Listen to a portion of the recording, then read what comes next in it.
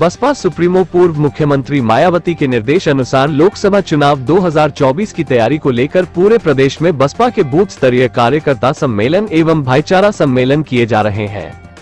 इसी क्रम में आज बसपा के जिला उपाध्यक्ष तौफिक प्रधान द्वारा बरेली के पशुपतिनाथ कॉलोनी में एक मुस्लिम सम्मेलन का आयोजन किया गया।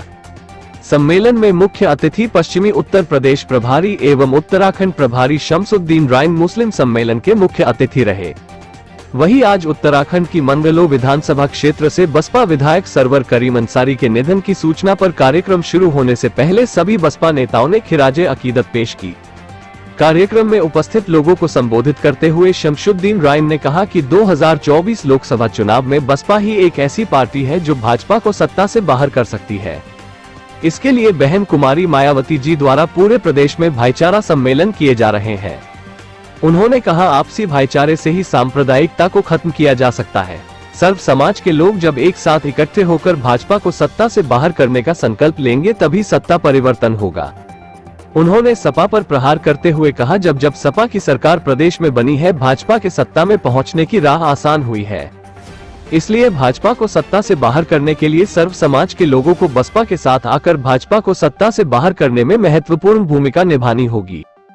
आज के भाईचारा सम्मेलन के आयोजक जिला उपाध्यक्ष तौफिक प्रधान, मंडल प्रभारी डॉक्टर जयपाल सिंह, जिला अध्यक्ष ओमकार कातिब, राजेश सागर, संघ प्रिया गौतम, राजेंद्र कश्यप, पार्वती कश्यप, अनीता मौर्य, बेबी रानी राठौर, अनीता सागर, वेद प्रकाश वाल्मीकि, ऋषि पाल सिंह आदि मुख्य रूप से उपस्थित रहे।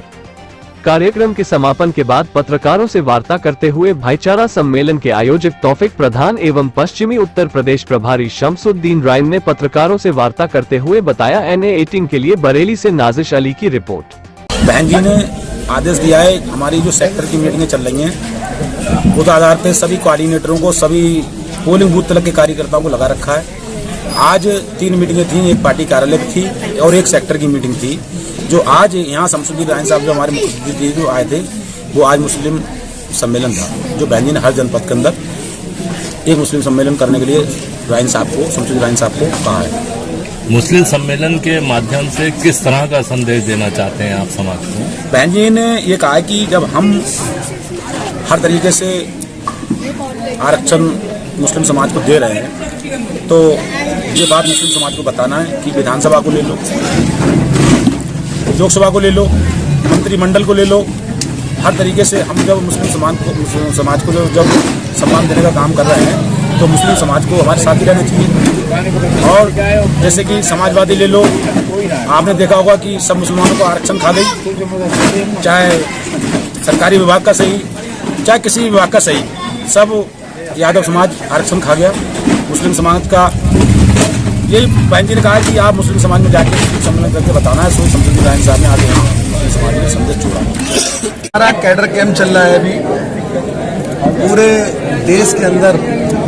बहुजन समाज पार्टी की राष्ट्रीय अध्यक्ष बहन कुमारी मायावती जी के आदेश अनुसार सेक्टर और पोलिंग बूथ का ये हमारा कैडर कार्यक्रम चल रहा है। बराबर गांव चलो अभियान भी चल रहा है, शहर चलो अभियान भी चल रहा है। मतलब इस देश के अंदर जो राजनीतिक गठबंधन करते हैं लोग, सामाजिक गठबंधन नहीं करते हैं। हम लोग वो राजनीतिक गठबंधन करते हैं। हम BSP बहुजन समाज पार्टी की नेता बहन कुमारी मायावती जी सामाजिक गठबंधन पर विश्वास करती है और मेरा ये यकीन है, विश्वास है कि इस बार सामाजिक गठबंधन को लोग लाइक कर रहे हैं और इस बार मुंह तोड़ जवाब देने का काम करें, क्योंकि हवा का गठबंधन नहीं, जमीन का गठबंधन होना सामाजिक जरूरी है। इंडिया और NDA जो 2 गठबंधन है, इसमें BSP की भूमिका क्या रहेगी? बहुजन समाज पार्टी ने हमेशा अपनी सरकार में अकेले बनाने का काम किया है। देश के सबसे बड़े उत्तर प्रदेश में सर्व समाज को भागीदारी देके उत्तर प्रदेश में पहली बार फुल फ्रेश की सरकार राजनीतिक गठबंधन से नहीं बनाई थी, सामाजिक गठबंधन से बनाई थी।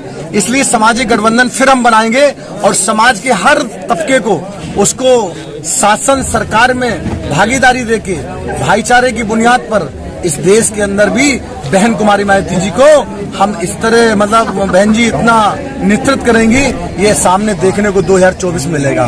परिस्थितियां ये बता रही हैं कि BSP के बगैर भाजपा को हराना मुश्किल है। ऐसे में क्या इंडिया गठबंधन के साथ जाएंगे? मैं तो ये कहता हूँ जितने पीड़ित लोग हैं, जिस समाज के लोग हैं, भाजपा से पीड़ित, जो भाजपा ने 15 लाख का वादा करा था, नौजवान लोगों को नौकरी देने का वादा किया था, ये सारे नौकरी जो जुमलेबाजी थी सब खत्म हो चुकी।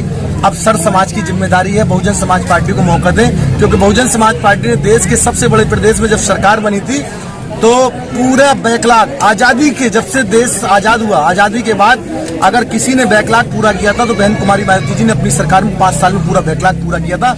8 लाख लोगों को नौकरी